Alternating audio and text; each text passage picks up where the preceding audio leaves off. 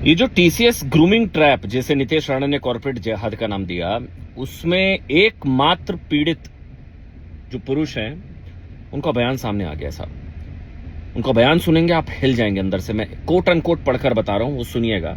वो कह रहे मैंने 2022 में कंपनी ज्वाइन की थी। उस समय तौसीफ अत्तार, दानिश शेख और बाकी लोग मेरी टीम का हिस्सा थे।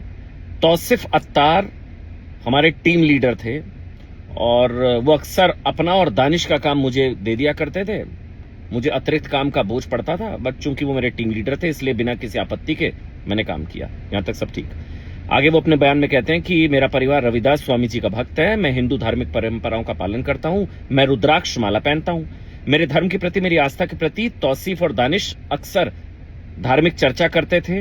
वो मेरी आस्थाओं पर सवाल उठाते थे, हिंदू देवी देवताओं परंपराओं के बारे में टिप्पणी करते थे, जैसे कि सिर्फ अल्लाह ही है, हिंदू मान्यताएं गलत हैं। वो हिंदू देवी देवताओं के बारे में अपमानजनक बातें करते थे। ऑफिस में तौसीफ और दानिश मुझे मनमाने तरीके से काम देते थे। कई मौकों पर मुझे देर रात होटल ले जाते थे जहां पर मुझे मांसाहारी भोजन करने का दबाव डालते थे। जब मैंने मना किया तो उन्होंने मेरी धार्मिक भावनाओं पर टिप्पणी की। वो लगातार हिंदू देवी देवताओं के बारे में अपमानजनक बातें करते रहे और अपने धर्म की प्रशंसा करते रहे। धर्म परिवर्तन के दबाव जैसा था वो।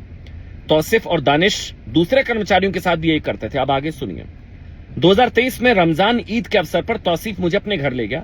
मेरी इच्छा के विरुद्ध मुझे टोपी पहनवाई, नमाज पढ़ने के लिए मजबूर किया गया, मेरी फोटो ली गई, एक ग्रुप में साझा की गई जिससे मुझे मानसिक कष्ट हुआ। तौसीफ, दानिश शेख, शाहरुख शेख, रजा मेनन ने मुझसे कार्यस्थल पर कलमा भी पढ़वाया, ये जानते हुए भी कि मैं सतगुरु की बैठक में जाता हूं, शाकाहारी जीवन शैली अपनाता हूं। तौसीफ और दानिश मुझे देर रात होटल ले गए, मुझे मांसाहार खाने का दबाव डाला, मैंने मना किया, बुरे परिणाम होंगे ऐसा धमकी दी गई। मार्च 2023 में ये बताते हैं कि उनके पिता को पैरालिसिस का अटैक पड़ा, परिवार कठिनाइयों का सामना कर रहा था। तौसीफ, दानिश, शाहरुख और रजा मेनन ने कन्वर्जन की सलाह दी, कहते हुए कि इससे स्थिति बेहतर हो जाएगी। जब मैंने उनकी बातों पर ध्यान नहीं दिया तो उन्होंने मेरे खिलाफ नेगेटिव रिपोर्ट हेड ऑफिस भेज दी, नकारात्मक रिपोर्ट। मुझे टॉर्चर किया गया, कार्यस्थल पर प्रताड़ित किया गया।